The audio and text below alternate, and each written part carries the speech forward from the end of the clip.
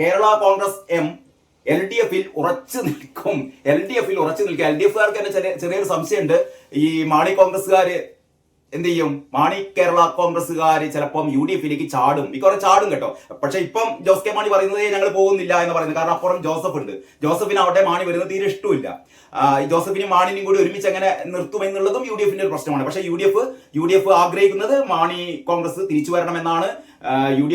LDF-നെ സംബന്ധിച്ചിടത്തോളം മാണി കോൺഗ്രസ് കൂടി പോയി കഴിഞ്ഞാൽ ഇപ്പം തന്നെ അല്ലെങ്കിൽ തന്നെ അടുത്ത നിയമസഭാ തെരഞ്ഞെടുപ്പിൽ ആരെങ്കിലും വോട്ട് ചെയ്യുമെന്നുള്ള സംശയമാണ്. അതിന്റെ ഇടയിൽ ഈ ജോസ് കെ മാണി കൂടി പോയാൽ LDF-ന്റെ സ്ഥിതി പറയാനില്ല. അതുകൊണ്ട് പോകില്ല എന്ന് പ്രതീക്ഷിക്കുകയാണ് ഇവര്. എന്നിട്ട് പറയാണ് കേരള കോൺഗ്രസ് എം LDF-ൽ തന്നെ ഉറച്ചു നിൽക്കും. കേരള കോൺഗ്രസ് എം ഇടതുപക്ഷത്തോടൊപ്പം അടിയുറച്ചു നിൽക്കുമെന്ന് ചെയർമാൻ ജോസ് കെ മാണി പറയുന്നത് കേരള കോൺഗ്രസിനെ കണ്ട് ആരും വെള്ളം കോരാൻ വരേണ്ടതില്ല എന്നാണ് പറയുന്നത്. ആരും വെള്ളം കോരാൻ വരേണ്ടതില്ല എന്നാണ്. രാഷ്ട്രീയമല്ലേ? രാഷ്ട്രീയത്തിൽ ഇന്ന് രാവിലെ പറഞ്ഞത് വൈകുന്നേരം ആവുമ്പോഴത്തേക്കും മാറ്റി പറയുന്നൊക്കെ നമ്മൾ കണ്ടതാണ്. ഏതായാലും ജോസ് കെ മാണി ഇനിയുള്ള ദിവസങ്ങളിൽ എന്ത് തീരുമാനിക്കുമെന്ന് നമുക്ക് നോക്കാം. അതിന്റെ ഇടയിൽ പറയുന്നു, രണ്ടില കരിഞ്ഞുപോയി എന്നൊക്കെയുള്ളത് ചിലരുടെ വ്യാമോഹം മാത്രമാണ്. പരുന്തിന്റെ പുറത്തിരിക്കുന്ന കുരുവിയുടെ അവസ്ഥയിലാണ് ജോസഫ് ഗ്രൂപ്പ് പരുന്തിന്റെ മുകളിൽ ഇരിക്കുന്ന കുരുവിയുടെ അവസ്ഥയിലാണ്.